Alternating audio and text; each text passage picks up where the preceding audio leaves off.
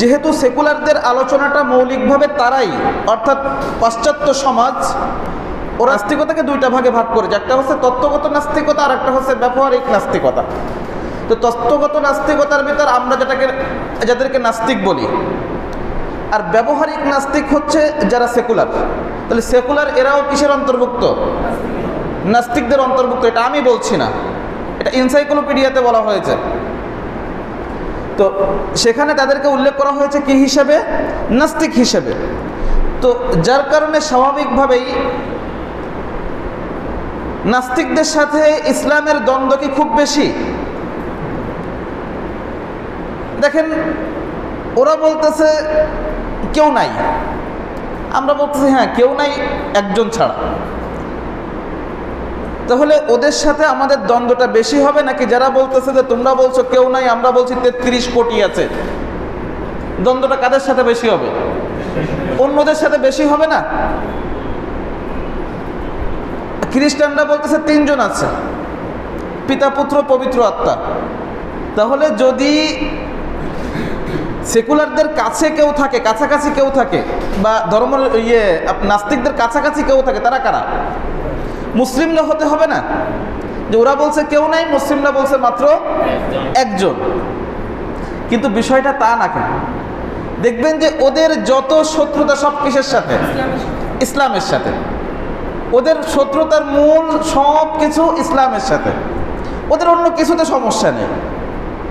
ও সব কিছুকে তারা বিভিন্নভাবে রাষ্ট্রীয় কালচার হিসেবে বা বিভিন্ন আদি কালচার হিসেবে সব কিছুকে তারা মেনে নেবে বা মেনে নিতে সমস্যা নেই তাদের। সমস্যা হচ্ছে ইসলামের কোনো বিষয় আসলে ওদের সামনে। যাই হোক, এর পিছনেও বেশ একটা কারণ রয়েছে। এর পিছনেও কারণ রয়েছে, কারণ আমাদের দেশে যে সেকুলারদের আত্মপ্রকাশ, সেই বিষয়গুলো একটু লক্ষ্য করতে হবে, যার কারণে এই বিষয়গুলো আসছে। যাই হোক, আমি এখন ওদিকে যাচ্ছি না, কারণ এ নিয়ে একটা আলোচনা আমাদের আগে হয়ে গেছে। তাহলে আমরা এটা বলছি যে সেকুলারদের আলাদা কোনো শ্রেণী নাই, বরং ওরা সমাজের সমস্ত শ্রেণীর মাঝে কি হয়ে গেছে? ঢুকে গেছে। আপনি দেখেন, এই যে 2 জন নাপিত আল্লাহ রসুলকে নিয়ে কটূক্তি করেছে, বাপ ছেলে, এই ঘটনাকে কেন্দ্র করে বাংলাদেশে এটা চলতেছে বহু আগে থেকে, এবং মুসলিমরা তাদেরকে বারবার নিষেধ করেছে। আপনারা হলুদ মিডিয়ার কথাগুলো না দেখে বাস্তবতা যারা তুলে ধরেছে আপনি তাদের কথা শোনেন। কারণ মিডিয়া সেখানে মুসলিমদেরকে কোণঠাসা করার চেষ্টা করতেছে। ওই যে বলেছি, সব কিছুর মূলে তারা কি করবে? ইসলামকে কোণঠাসা করার চেষ্টা করবে। তো এই জন্য আপনার সেদিকে তাকানোর দরকার নেই, বাস্তবতা যারা তুলে ধরছে আপনি তাদের দিকে তাকান। প্রতিটা ক্ষেত্রে ইসলাম এবং মুসলিমদেরকে তারা যে কোনো মূল্যে কোণঠাসা করতে চায়, কারণ ওদের জন্য হুমকি হলো ইসলাম। ওদের জন্য হুমকি ইসলাম, কারণ ইসলামই বলে যে ইসলাম ছাড়া অন্য সব বাতিল। মুসলিমরাই বিশ্বাস করে ইসলাম ছাড়া অন্য সব বাতিল। এরকম জোর তো ওদের চিন্তা চেতনার ভিতর নাই, ওদের আদর্শের ভিতর নাই। কারণ ওদের কাছে এই জোর থাকার জন্য যে উপাদান প্রয়োজন তাদের কাছে নাই। এই জোর থাকার জন্য যে উপাদান প্রয়োজন সেটা তাদের কাছে নাই, সেটা একমাত্র কোরআনে রয়েছে। আল্লাহ একমাত্র কোরআনের মাঝে দিয়েছেন। তো এই জন্য ওরা এটা বলতে পারে না। এই জন্য ওরা মনে করে যে ইসলামের উত্থান তো ওদের পতন।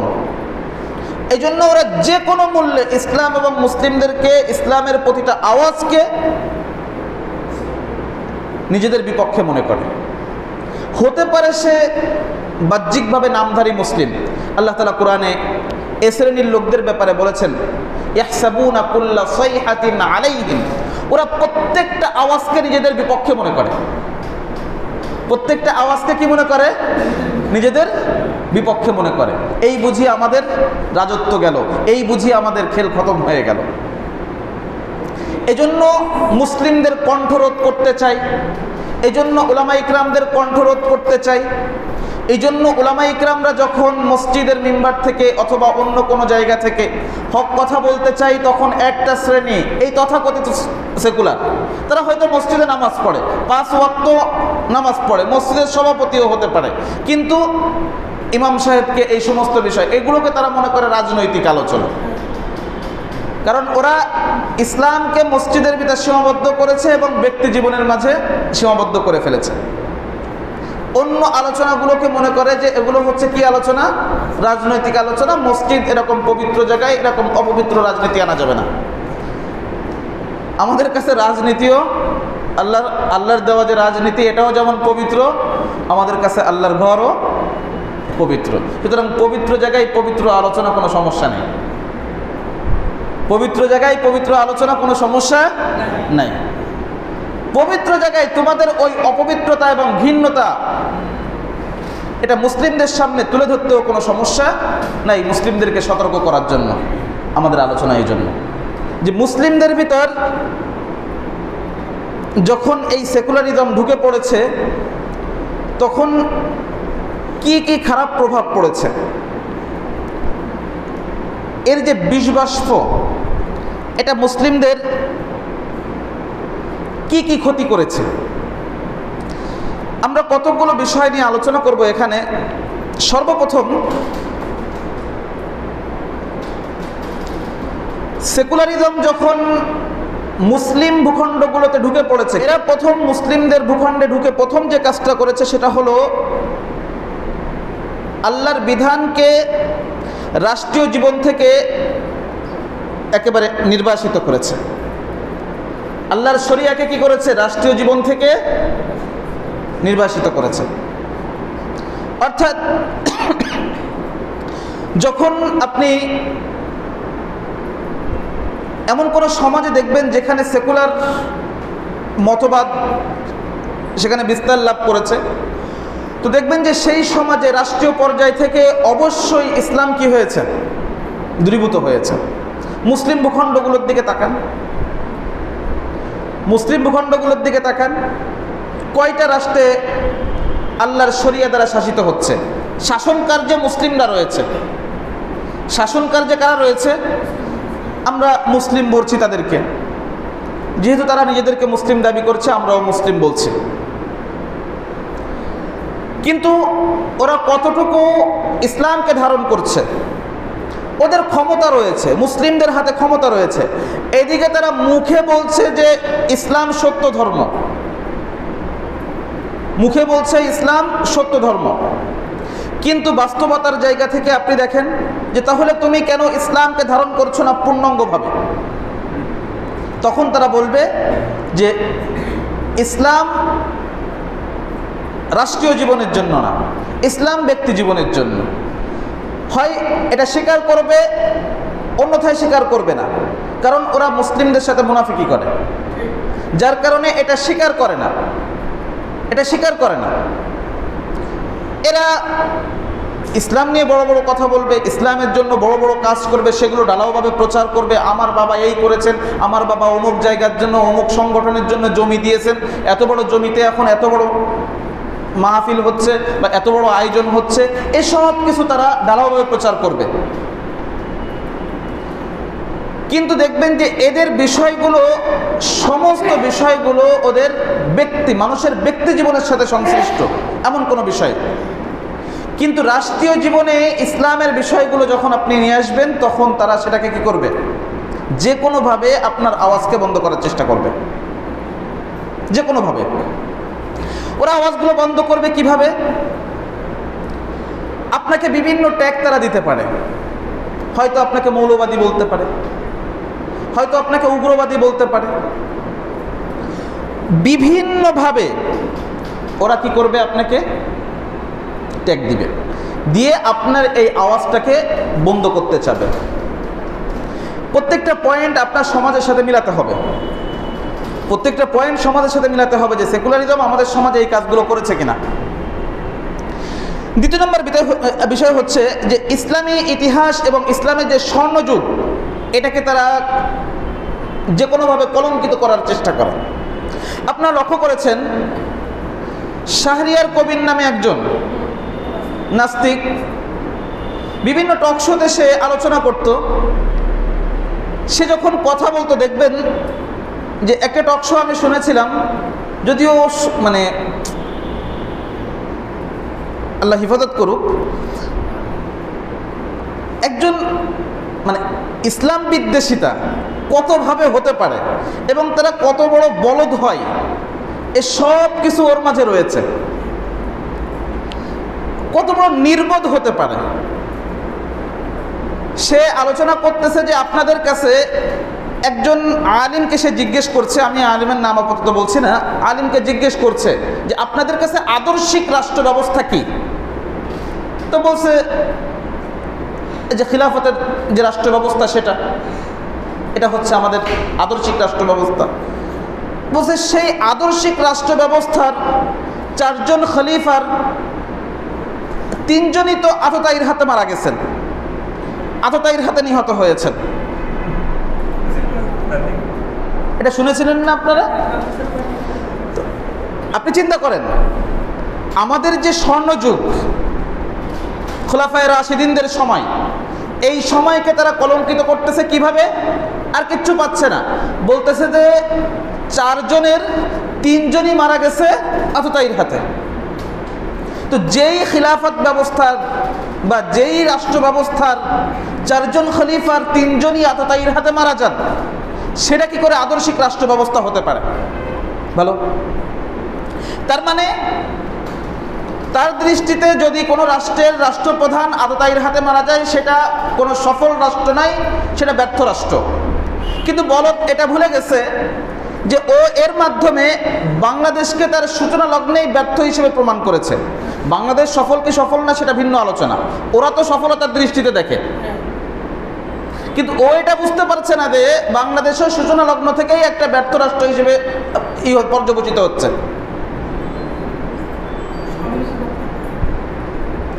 বুঝতে পেরেছেন বিষয়টা? এখন কথা হলো যে আসলে কি এটা ব্যর্থতার প্রমাণ? হ্যাঁ, এটা ব্যর্থতার প্রমাণ। কখন? যখন একজন খলিফার মৃত্যুর জন্য অপর খলিফাকে আপনি দায়ী করতে পারবেন বিশুদ্ধভাবে বা নির্ভরযোগ্যভাবে, আপনি বলতে পারবেন যে একজন খলিফার মৃত্যুর জন্য অপর খলিফা দায়ী, আপনি তখন বলতে পারেন।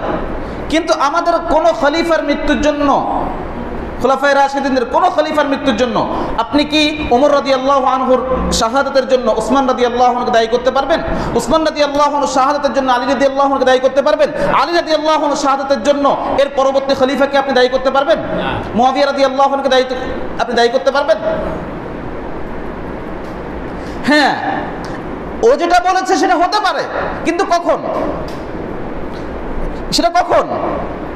যখন একজন খলিফার মৃত্যুর জন্য অপর খলিফা দায়ী, এটা তখন বলা যেতে পারে যে না, এটা আদর্শিক হতে পারে না। কিন্তু বিষয়টা তো এমন ছিল না, বিষয়টা মোটেও এমন ছিল না। তো ওরা মৌলিকভাবে ওদের টার্গেট, এরকম উদাহরণ আরো অনেক দেওয়া যাবে, অনেক দেওয়া যাবে। তো ওরা মৌলিকভাবে চাই যে ইসলামের যে স্বর্ণযুগ, আপনি যে টার্গেট নিয়ে এগোচ্ছেন, কারণ জনগণের সামনে একটা টার্গেট তো আপনাকে রাখতে হবে, আপনি কি চান? তো আমরা স্পষ্টভাবে বলছি, আমরা কি চাই? খিলাফা চাই।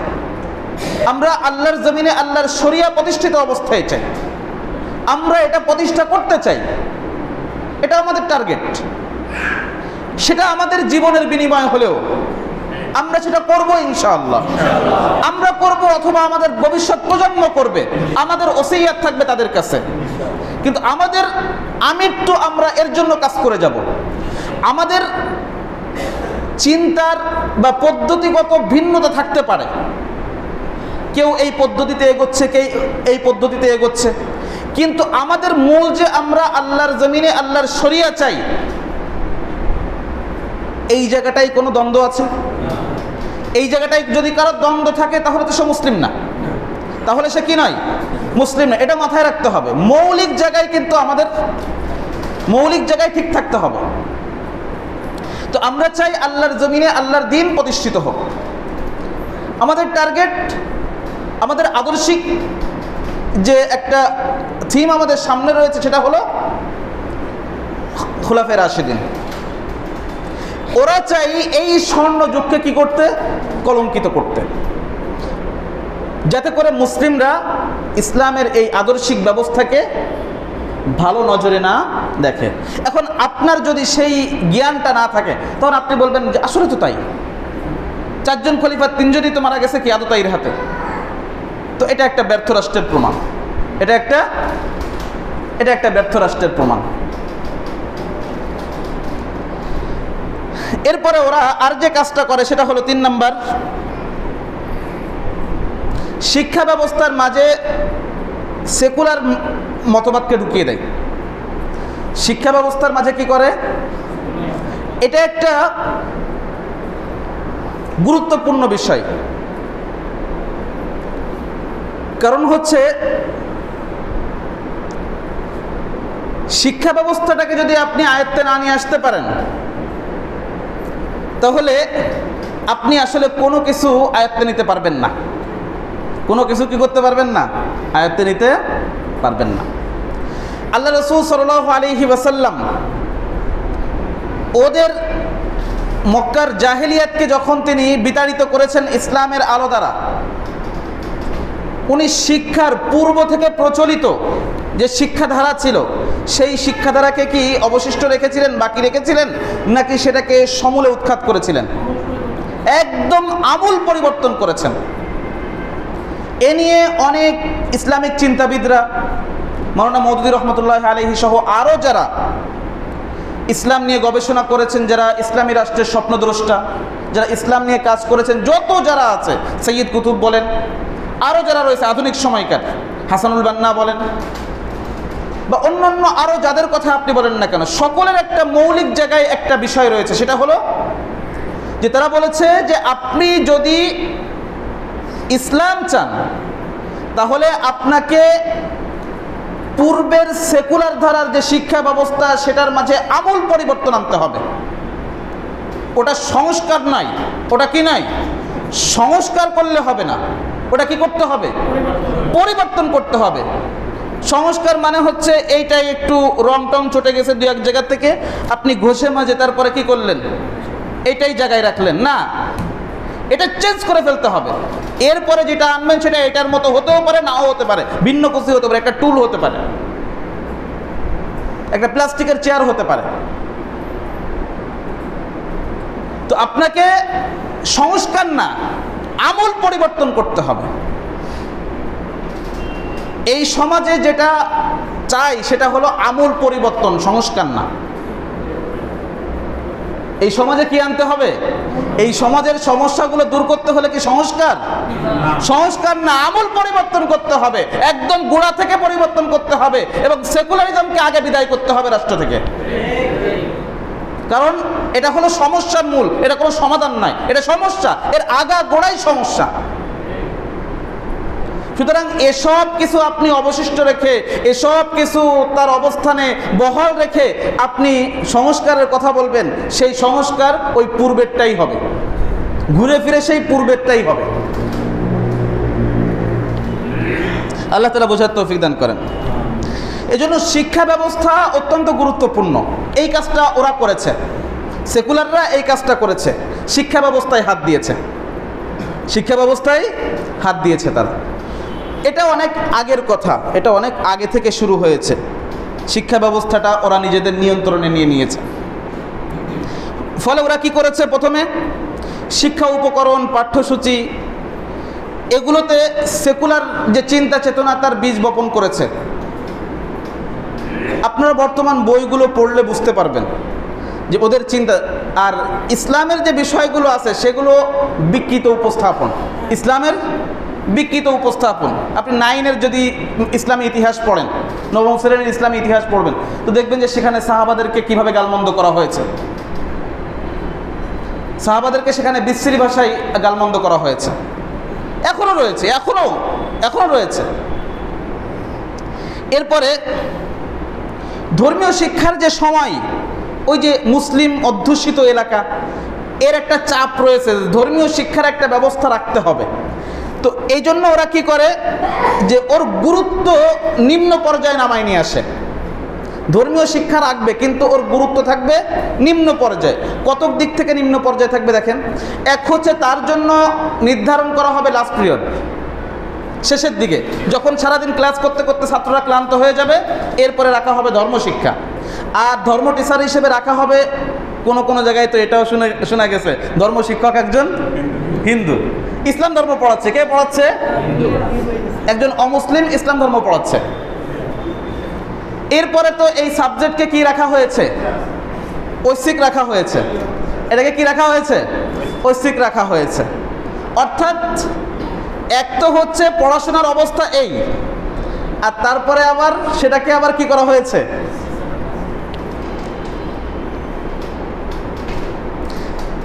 গুরুত্বপূর্ণ কিছু বিষয়ে পাঠদান এগুলো উঠাই দেওয়া হবে, যেগুলো সরাসরি ইসলামের ঐতিহ্যকে ধারণ করে, ইসলামের মূল রূপটা মানুষ জেনে ফেলবে, এমন বিষয়গুলো পাঠ্যসূচি থেকে বের করে দেওয়া হবে।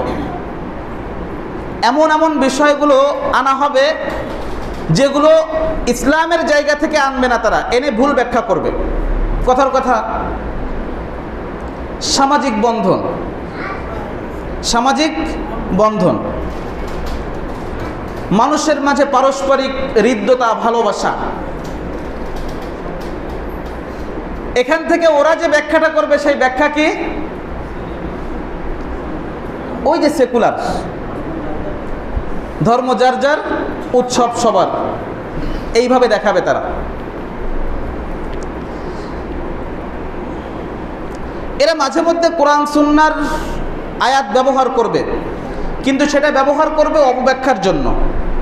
সেটা ব্যবহার করবে কিসের জন্য? অপব্যাখ্যার জন্য।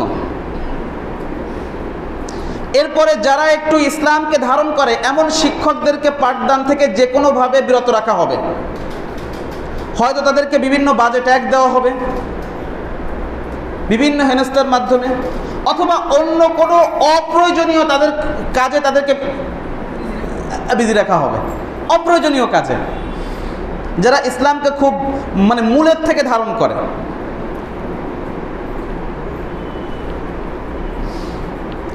তো মোটামুটি এরকম বিভিন্ন পদ্ধতিতে ওরা ইসলামকে কণ্ঠেসা করবে একদিকে, আর অপর দিকে সেকুলার যে চিন্তা, সেই চিন্তাকে তারা ঢুকিয়ে দিবে।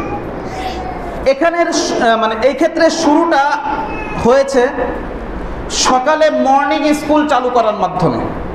আগে ছেলেরা মক্তবে যেত, সেখানে যে তারা মৌলিক দিন শিখতে পারত।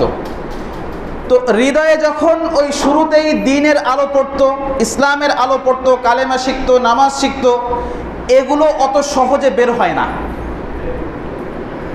এগুলো সহজে কি হয় না, হৃদয় থেকে বের হয় না, অত সহজে বের করা যায় না, এটা ওরা বুঝতে পেরেছে। যার কারণে ওরা পরিকল্পনা করে এবার কি করেছে, মর্নিং স্কুল চালু করেছে, যাতে করে এই মক্তবগুলো বন্ধ হয়ে যায়। আর বিকাল টাইমে আপনি এদের জন্য যে মক্তব চালু করবেন, বিকালে রয়েছে কি বিভিন্ন কোচিং। এরপরে প্রতিযোগিতা তো আছেই, বলে দিয়েছে লাইফ ইজ রেস, আপনাকে কি করতে হবে, দৌড়াতে হবে। লেখাপড়ার উদ্দেশ্য চেঞ্জ করে দিয়েছে, লেখাপড়া করে যে গাড়ি ঘোড়ায় চড়ে সে, লেখাপড়ার উদ্দেশ্য হচ্ছে গাড়ি ঘোড়ায় চড়া।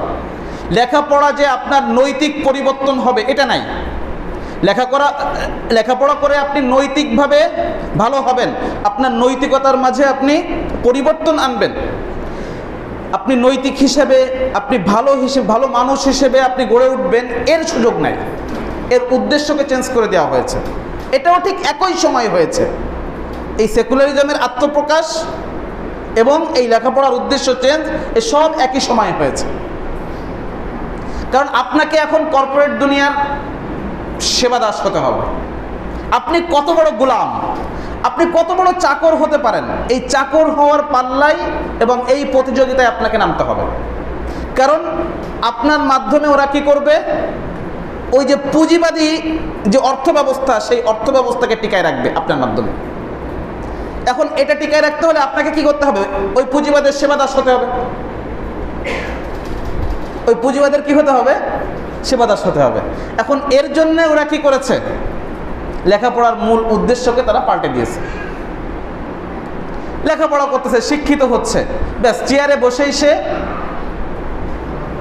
ঘুষ বাণিজ্য যত ধরনের দুর্নীতি আছে সব করে যাচ্ছে, সব করে যাচ্ছে। কারণ ও তো লেখাপড়া এজন্য করে নাই যে ওর নৈতিকতা অর্জন করবে, ও লেখাপড়া শিখেছে এজন্য যে কি হতে হবে, গাড়ি ঘোড়ায় চড়তে হবে। আল্লাহ তাআলা বোঝার তৌফিক দান করেন আমাদেরকে, এই বিপদ থেকে আমাদেরকে হেফাজত করেন আল্লাহ। ওরা আর একটা কাজ করে, সত্য মিথ্যার যে একটা বিভেদ রেখা থাকে এইটাকে ওরা মিটাই দেয়। সত্য যেটা সত্য, মিথ্যা যেটা মিথ্যা, কিন্তু ওরা যে করে সত্য মিথ্যার মাঝে সংমিশ্রণ করে দেয়। অনেকগুলো মিথ্যার মাঝে কিঞ্চিৎ সত্য দিয়ে দেবে, বহু মিথ্যার মাঝে কিঞ্চিৎ সত্য দিয়ে দেবে। ওই সত্যটুকু দিয়ে ওই মিথ্যাটাকে আরো কি করে, মজবুত করে। তো সত্য মিথ্যার মাঝে যে বিভেদ রেখা থাকে এটাকে তারা মিটাই দেওয়ার চেষ্টা করে সব সময়ের জন্য। ওরা বলবে ইসলামও যা, খ্রিস্ট ধর্মও তাই, ইহুদিবাদও তাই, অর্থাৎ সবাই একটা মূল গন্তব্য, সবারই একই, পথ আলাদা আলাদা। যে যে পথে যাচ্ছে সেই পথে যে সে ওই এক জায়গায় যেয়ে সাক্ষাৎ হবে সবার। আপনারাও কি তাই বলেন নাকি? আপনার গন্তব্য আর খ্রিস্টবাদের গন্তব্য এক? যদি কেউ ওই চিন্তার উপর, ওই আদর্শের উপর মারা যায়, সে কোথায় যাবে? এই বিশ্বাস যদি কারণ না থাকে সে মুসলিম না।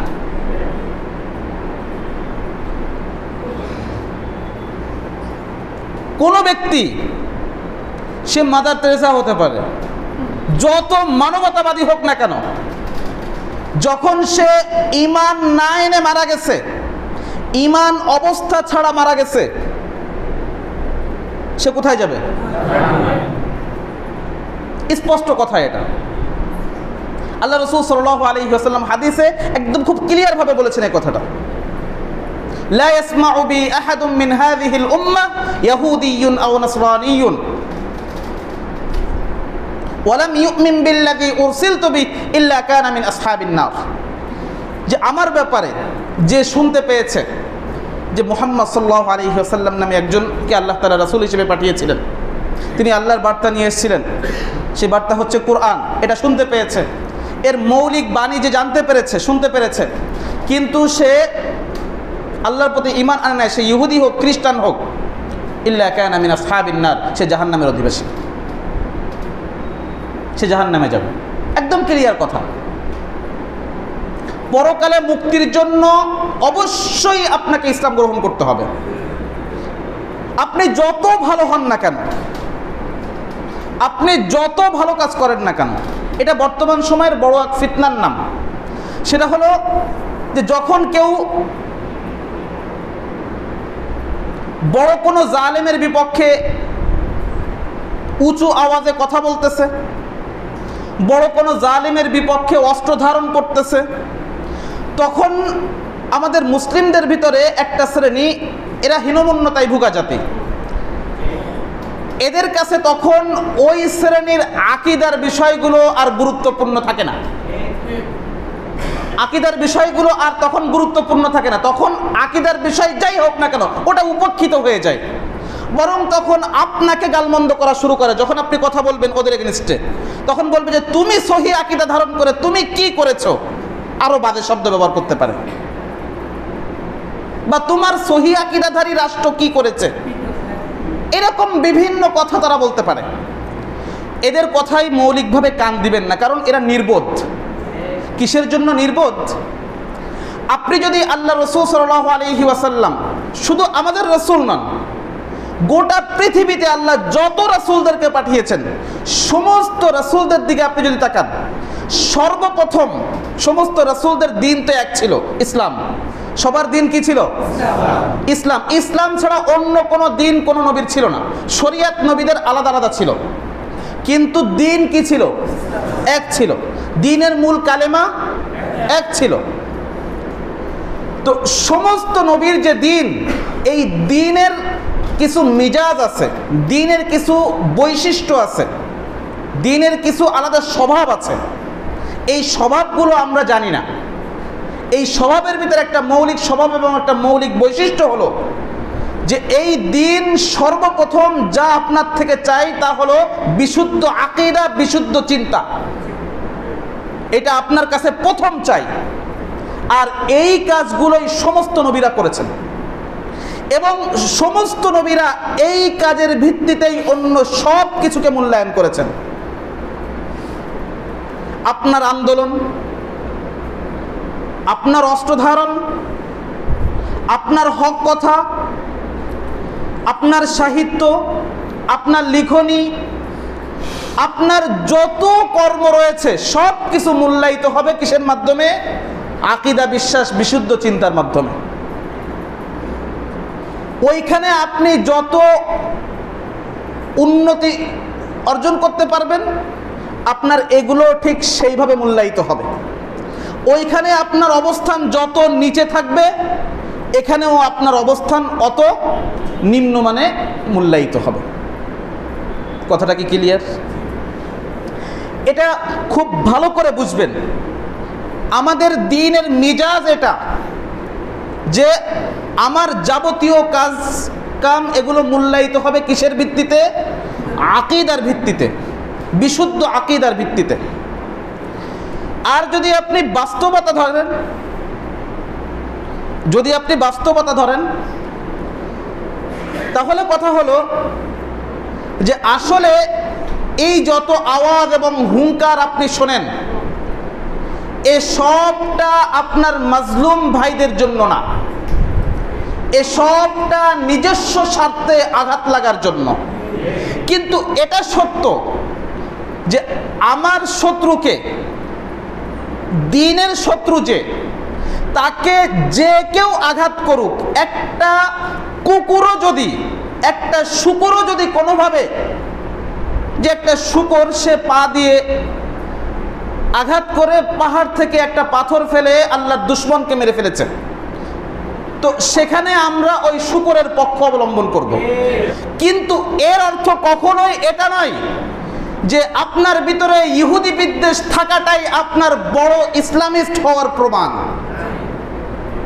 তাহলে হিটলারের থেকে ভালো মুসলিম আর দুনিয়াতে নেই। হিটলারের থেকে ভালো মুসলিম আর দুনিয়াতে নাই। ইহুদি বিদ্বেষ থাকলেই যদি সে পাক্কা মুসলিম হয়ে যায়, ইহুদি বিদ্বেষ থাকলেই যদি তার সমস্ত কর্ম মুসলিমদের বিপক্ষে, তার যত অপকর্মের যত বড় লিস্ট থাক না কেন সব ধুয়ে মুছে সাফ হয়ে যাবে। তার ভিতরে যত সাহাবী বিদ্বেষ থাক না কেন সব ধুয়ে মুছে সাফ হয়ে যাবে। আপনি যদি এটা মনে করেন তাহলে আমি বলবো আপনার এই চিন্তার মাঝে পরিবর্তন আনতে হবে। আপনার আগে ঠিক ছিলেন যে যার মাধ্যমেই দ্বীনের শত্রুর ক্ষতি হচ্ছে আমরা তার পক্ষে। কিন্তু এর অর্থ কখনোই এটা নয় যে সে আমার কাছে বিশুদ্ধ আকীদাধারী হয়ে যাবে, সে আমার কাছে বিশুদ্ধ চিন্তাধারী হয়ে যাবে। এই পার্থক্যটা যদি না করতে পারেন ভাই, তাহলে বর্তমান সময়ে আপনার ফিতনায় পড়াটা খুবই সহজ হয়ে যাবে। তো এজন্য আজকের দুনিয়ার যত সমস্যা দেখেন, যত যা কিছু দেখেন, এ সব কিছুর মূলে হলো কি বলছি? সেকুলারিজম, ধর্মনিরপেক্ষ মতবাদ। সব কিছুর মূলে হলো এটা। আপনার যদি কোনো রাষ্ট্রে শান্তি চায়, কোনো রাষ্ট্রে যদি শান্তি চান, তাহলে আপনাকে আগে এই সেকুলারিজমকে ঝেঁটিয়ে বিদায় করতে হবে।